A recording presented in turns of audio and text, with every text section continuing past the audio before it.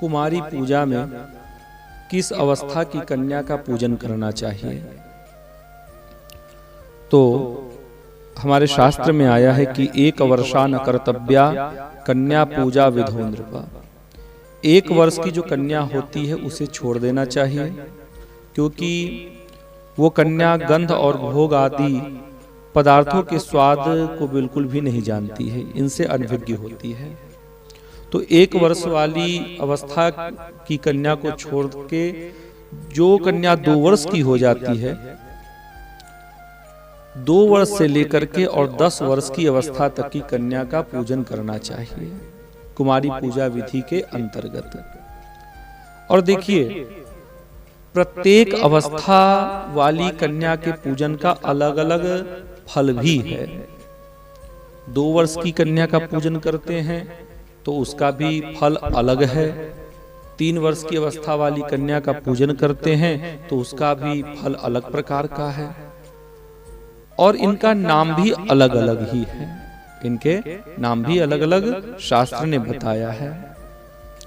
आप 2 वर्ष की कन्या का पूजन करते हैं तो 2 वर्ष की अवस्था वाली कन्या कुमारी कन्या कहलाती है। और कुमारी कन्या के पूजन से किस प्रकार का फल मिलता है तो सुनिए। कुमारी कन्या के पूजन से दुख तथा दारिद्र्य का नाश होता है और उनके शत्रुओं का क्षय होता है तथा धन, आयु और बल की वृद्धि होती है। तो ये 2 वर्ष की कन्या का आप नित्य पूजन करेंगे तो आपको इस प्रकार का फल प्राप्त होगा।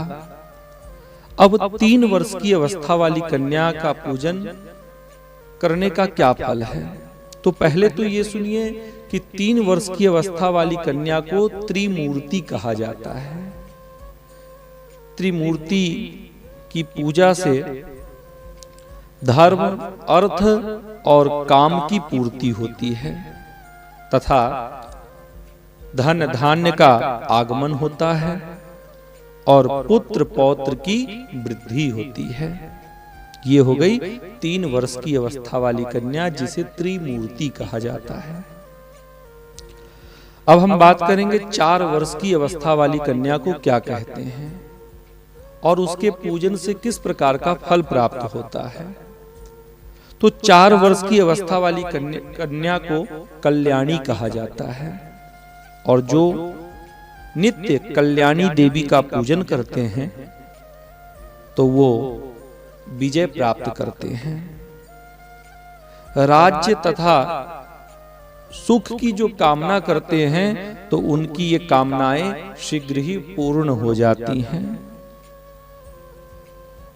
तो ये 4 वर्ष की अवस्था वाली कल्याणी देवी के पूजन का फल है।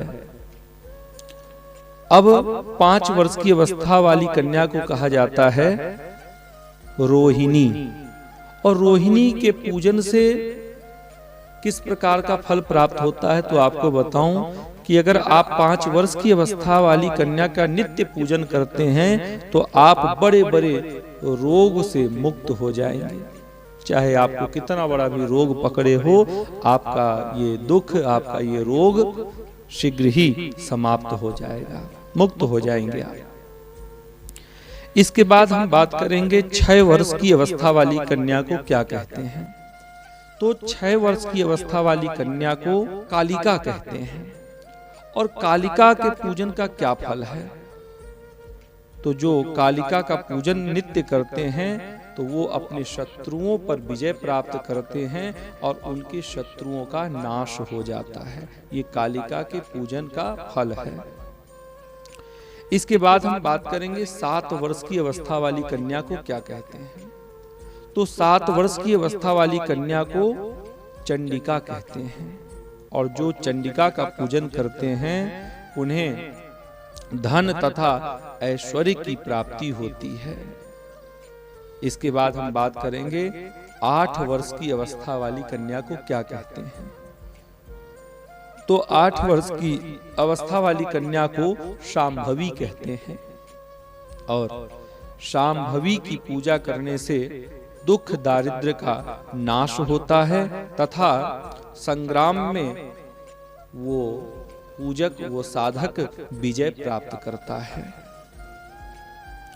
इसके बाद हम बात करेंगे 9 वर्ष की अवस्था वाली कन्या को क्या कहते हैं। तो 9 वर्ष की अवस्था वाली कन्या को दुर्गा कहते हैं, और जो क्रूर शत्रुओं के विनाश चाहते हैं तो वो दुर्गा का पूजन करें, एवं परलोक में जो सुख चाहते हैं तो वो 9 वर्ष वाली कन्या दुर्गा का पूजन नित्य करें।